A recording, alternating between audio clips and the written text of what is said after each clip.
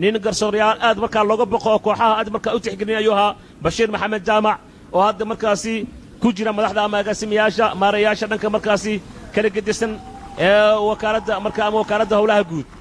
kubaddii dhulka dhigay madaxweynuhu markaa u dhigay madaxweynahana markaa laadi doona laadka ugu horraysa dad arkaysaan maxamed cabdulaahi farmaajo isagu laftii haddaad og tahay haddii kale waxa uu ahaa rifri ama garsoore ayuu ahaa madaxweynaha sidaad markaa ka arkaysay dhanka waa ka kubadda balajeeyey madaxweynihii waa ka madax dhulkuu dhigay waa wili ma dhicin wili waa xarakeeyey madaxweynihii taasi waxay tusaale u tahay inuu yahay runtii baasboorti waxaana madaxweynuhu uu markaa yahay sidoo kale garsoore dhanka kubadda cagta sida tartamo dhowr oo dalkii dibaddiisii marka aad ku aragtay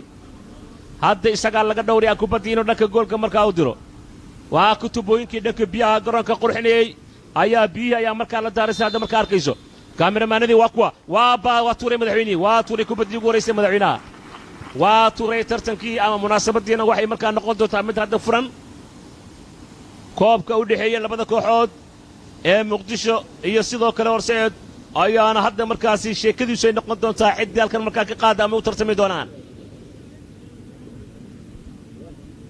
madaxweynaha xidhiirka kubadda cagta dalka cabdiqani siciid carab iyo wasiiradda dhanka ciyaaraha ayaa halkan markaa joogta dhanka kale ayaa markay aadi doonaan kaamiramanadu sida hadda markaa lagu amray kaamiramanada dhanka kale ayay markaa aadi doonaan weli waxba ay dhiman uu leeyahay dabcan oo kubadda inuu markaa mar kale ulaado ayuu doonayaa sida markaa muuqanaysa munaasabad qurux badan garoon qurux badan kooxo markaa awood badan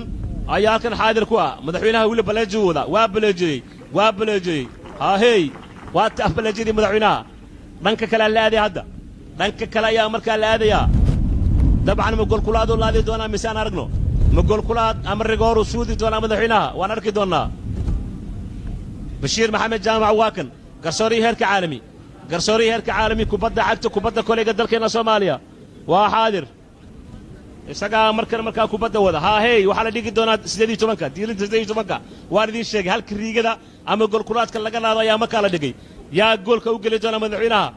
madaxweynaha yaa goolka u geli doona goolahay daayaraa ku jira haye maxamed cabdulaahi farmaajo goolahay daayar maxamed cabdulaahi farmaajo goola bilowga madax waa ku jirtaa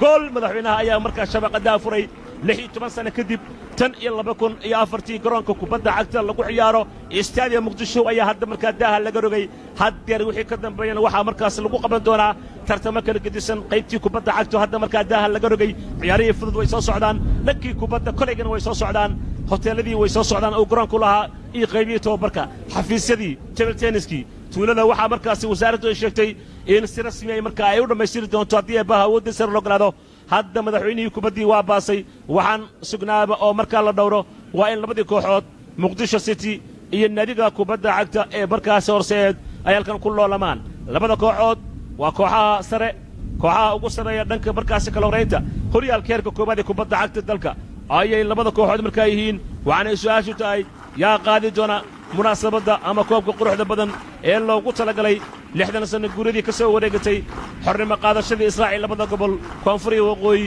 ee dalkeenna soomaaliya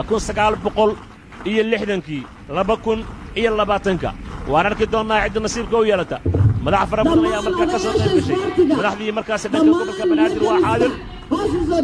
xildhibaano iyo wasiirro ayaa sidoo kale halkan xaadir markaa ku ah ra-iisul wasaare ku-xigeenka ayaa markaa jooga mahdi guuleed qadar iyo dad aad u fara badan wasiirkii markaasi wasaaradda warfaafinta ayaa xaadira mister maareeye iyo sidoo kale mas-uuliyiin kale aad u fara badan hadda ayaa markaa sheekadu marka ay noqon doontaa in iskulolayntii marka ay wadaan labada kooxood muqdisho siri iyo sidoo kale nadiga kubadda cagta ciidanka markaasi xoogga dalka ee horseed guddoomiyihii guddiga garsoorka ee markaasi xidhiirka kubadda cagta xasan xaaji barwiish islamarkaana guddoomiyaha dhanka ciyaaraha maamulka gobolka banaadir ayaa markaa xaadira garsoorayaasha markaa la soo dardaarmay halkan iyagoo markaa ka muujin doona runtii adkaysi afarta garsoore ciyaarta waa idiin sheegay laakiin garsoore caalami ayaa maanta markaa fanaanadiisa markala soo xidhay oo isagu markaa u dhigay garsoor ama markaasi macallinka madaxweynaha soomaaliya kubaddii markaa uu baasay markaa uu laadayay misr bashir goobe aad runtii u dhaarsanaa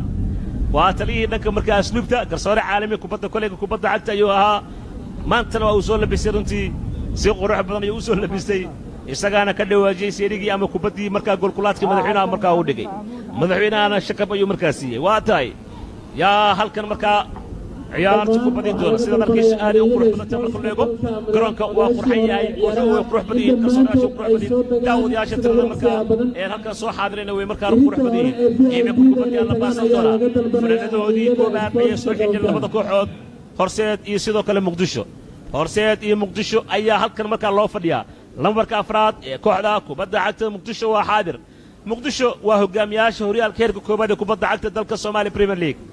muqdisho ayaa hogaanka markaa u qabatay horyaalka heerka koowaad ee dalka kadib markii kulankii ugu dambeeyay dhanka horyaalka ay markaa iyadoo iska reebtay kooxda midnimo taa oo markaa si kale fursadda markii loo eegana ay u siisay kooxda kubadda cagta ee horseed oo iyaguna markaa la yaabiyaan firin la guriday markii gooleba markaasi ku dubteen kulan markaasi aanay filaynin naadiga kubadda cagta ee gaadiidka dhowda u gashay guul daradii ku dhacday kooxda horseed dhanka horyaalka guushii ay qaadeen kooxdan kubadda cagta ee muqdisho dhanka markaasi midnimo waxay taa ka dhigtay in hogaankii horyaalka ay la wareegaan naadiga kubadda cagta ee markaasi muqdisho city club MCC oo hadda markaas sutida wahaya horyaalka heerka koowaad ee kubadda cagta dalka Soomaaliya waxaana markaa ku soo xiga oo ay markaa ka horeeyaan naadiga kubadda cagta ee horseed iyadoo kaalinta saddexaad ay markaasi ku jiraan naadiga kubadda cagta ee dekedda difaacadayaasha sanadihii ugu dambeeyey horyaalka heerka koowaad ee kubadda cagta dalka markan waxaa la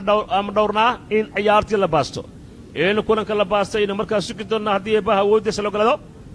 sidaan idiin sheegay garsoorayaasha ciyaartan waxay markaa kala yihiin maxamed nuur muxiidiin maxamed soomaali nuur cabdi faarax axmed cabdullaahi faarax waa nuur cabdi maxamed iyo axmed cabdullaahi faarax barodo sarkaalka afraad ee ciyaartanna waa garsoore caalami xasan maxamed xaaji oo xasan u taagan ee naadiga kubadda cagta ee markaasi muqdisho baaldi ka baaldi xidig lambarka 19aad isagaa markaa laga dhowriya kubadda inuu laado waxaana uu ka mid yahay ciyaartoyda markaasi bannaanka uga timid naadigan kubadda cagta ee markaasi muqdisho waa la qaaday si fiican kubadda loo qoday gool ayaa soo baxay gool ayaa markaa soo baxay kubaddaas ka dharbacay markaa lagu shuuday horseed ma halis bannaanka garab dhaaf ayuu tilmaamayaa garsooraha ciyaarta garab dhaaf ayuu tilmaamayaa garsooraha ciyaarta ama offside ayaa markaa ay galeen ciyaartoyda naadiga kubadda cagta ee muqdisho waa kuwan ciyaartoyda naadiga kubadda cagta ee horseed iyaga ciyaarta markaa soo bilaabay horseed kubadda xirka iyo markaa u qaadeen madax ayaa lagu soo celin marka 20aad maya waa loo kacay laga diid sheekada marka horseed qadka dhexe horseed kubadda markaa lagu dagal weerar horseed geesay ayuu baxay lama siinin horaa loo kubadda loo dhaqaajay baas wantaad bannaanka ay taallaa kubadda runtii halisi ahayd kubadda ay markaa isugu baabaaseen marka loo eego diilinta markaa kooxda ka soo horjeeda ay markaa si fiican markaa ugu ciyaareen laakiin ma noqon gacantuura markaa la sameeyey kooxda horseed gacantuurkii horseed way sameeyeen bannaanka ayay kubadda taallaa goolayaana markaa soo ciyaar gelin doona naadiga kubadda cagta ee markaasi muqdisho waa uu bilaabay goolayaha muqdisho kubaddaa markan si fiican uu markaa u baasay ciideen bannaankay taallaa goolayaha ayaa markale soo ciyaar gelin doona goolayaha naadiga kubadda cagta ee markaasi bannaankay taalla waa gacantuur dabcan waa gacantuur waa la sameeyey kubaddii xidiga lambarka 10aad ciyaartoy oo dhex jiray garab dhaaf markale garab dhaaf waxaa iskale naadiga kubadda cagta ee horseed